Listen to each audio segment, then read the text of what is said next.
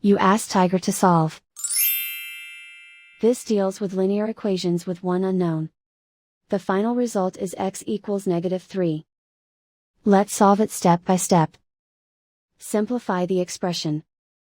Expand the parentheses.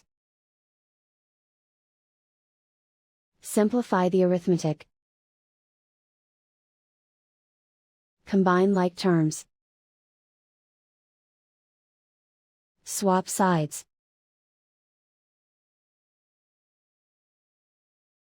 Group all constants on the right side of the equation. Subtract 18 from both sides.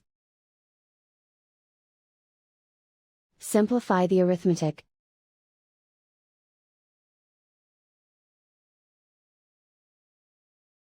Isolate the x. Divide both sides by 11. Simplify the fraction.